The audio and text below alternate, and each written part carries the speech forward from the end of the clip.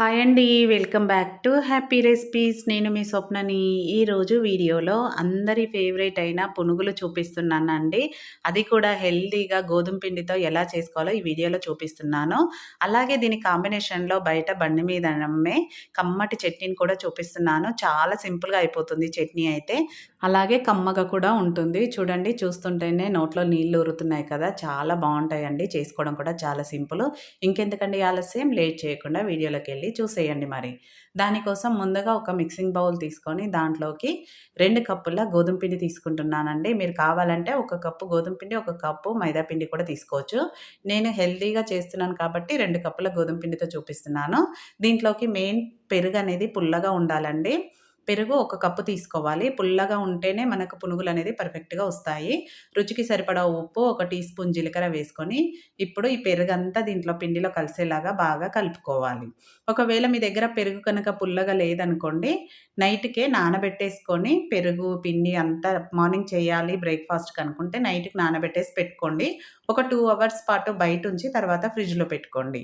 ఒకవేళ పెరుగు గనుక పుల్లగా ఉందనుకోండి, ఈ విధంగా కలిపేసుకొని ఒక 1 అవర్ పక్కన పెట్టేశారనుకోండి, పునుగులనేది పర్ఫెక్ట్‌గా వస్తాయి. ఎలాంటి సోడా కూడా వేయనవసరం లేదండి. చాలా ఈజీగా చేసేసుకోవచ్చు.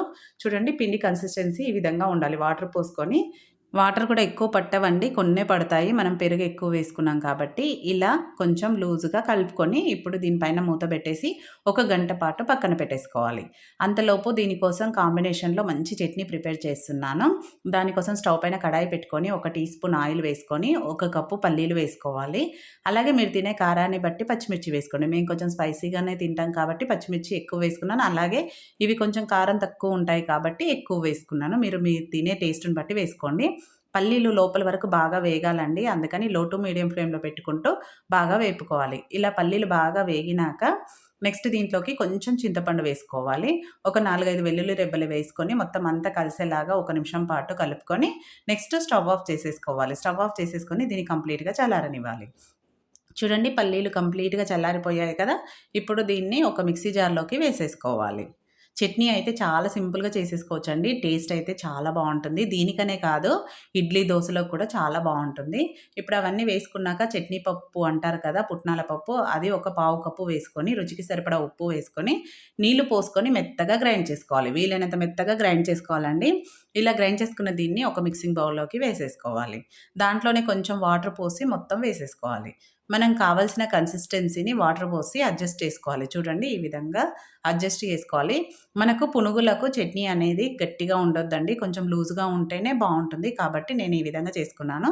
దీనికి పోపు ఇలా ఆవాలు, జీలకర్ర, అలాగే ఆయిల్, కరివేపాకు, ఎండుమిరపకాయ అంతేనండి. వేరే ఏమీ వేయనవసరం లేదు. చాలా సింపుల్‌గా పోపు పెట్టేసుకుంటే సరిపోతుంది. ఇప్పుడు మనకు చట్నీ రెడీ అయిపోయిందిగా, దాన్ని పక్కన పెట్టేసుకొని నెక్స్ట్ పిండి 1 ½ అవర్ అయిందండి నాకు. పిండి బాగా నానిపోయింది. పిండిని మనం ఎంత బాగా కలుపుకుంటే పునుగులు అంత బాగా వస్తాయి. కాబట్టి ఇది మాత్రం గుర్తుపెట్టుకోండి.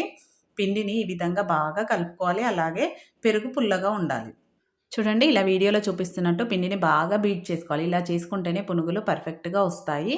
ఇలా బాగా కలుపుకున్నాక దీంట్లోకి కావాలంటే మీరు ఈ టైంలో సోడా వేసుకోవచ్చండి. నేనైతే దీంట్లో ఎలాంటి సోడా కూడా వేయట్లేదు. ఇలా కొంచెం కొంచెంగా తీసుకొని వేసుకోవడమే. ఇప్పుడు స్టవ్ పైన ఆయిల్ పెట్టుకొని ఆయిల్ బాగా హీట్ అవ్వాలి. హీట్ అయ్యాక మనము పునుగులు ఒక్కొక్కటిగా వేసుకోవాలి. చూడండి, ఇలా వీడియోలో చూపిస్తున్నట్టు కొంచెం కొంచెంగా ఈ విధంగా వేసుకోవాలి. వీటితో మనం చిన్నగా వేసుకుంటే పునుగులు, అదే పెద్దగా గనక వేసుకుంటే మైసూర్ బోండా అయిపోతది. చాలా ఈజీగా చేసేసుకోవచ్చు కదా! దీన్నే మైసూర్ బోండాగా కూడా వేసుకోవచ్చు.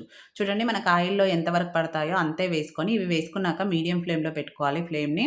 మీడియం ఫ్లేమ్‌లో పెట్టుకొని అన్ని వైపులా మంచి కలర్ వచ్చే వరకు తిప్పుకుంటూ ఫ్రై చేసుకోవాలి. ఇలా వీడియోలో చూపిస్తున్నట్టు మంచి కలర్‌లోకి వచ్చాక వీటిని ఇప్పుడు ఆయిల్ నుంచి తీసేసేయాలి. మనం గోధుమ పిండితో చేసుకున్నాం కాబట్టి ఆయిల్ కూడా ఎక్కువ పీల్చుకోవండి. చాలా టేస్టీగా కూడా ఉంటాయి. హెల్తీగా కూడా చేసుకోవచ్చు. ఇప్పుడు ఇలా ఆయిల్ నుంచి తీసేసి ఒక టిష్యూ పేపర్ ఉన్న ప్లేట్‌లో వేసుకుంటే ఎక్స్‌ట్రా ఆయిల్‌ని కూడా అబ్జర్వ్ చేసుకుంటుంది.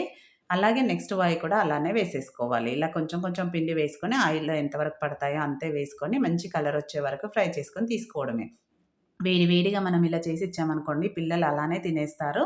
అసలు ఎన్ని తింటున్నామో కూడా తెలీదు. అంత బావుంటాయి. హెల్తీ కాబట్టి తప్పకుండా ట్రై చేయండి. ఈవినింగ్ స్నాక్స్ లాగా గానీ, మార్నింగ్ బ్రేక్‌ఫాస్ట్‌లా గానీ ఎలా చేసుకున్నా బావుంటుంది. కాబట్టి తప్పకుండా ట్రై చేయండి. చూడండి ఎంత కలర్‌ఫుల్‌గా, యమ్మీగా ఉన్నాయో.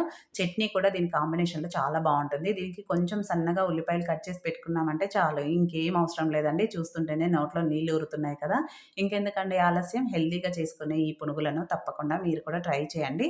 ట్రై చేశాక మీకెలా కుదిరిందనేది కూడా ఫీడ్‌బ్యాక్ పెట్టండి. నచ్చిందా వీడియో? నచ్చితే లైక్ చేయండి, షేర్ చేయండి, సబ్స్క్రైబ్ చేసుకోవడం మాత్రం మర్చిపోకండి. అలాగే తప్పకుండా హైప్ కూడా ఇవ్వండి. Thank you for watching. మరో మంచి వీడియోతో మళ్ళీ మీట్ అవుదాం.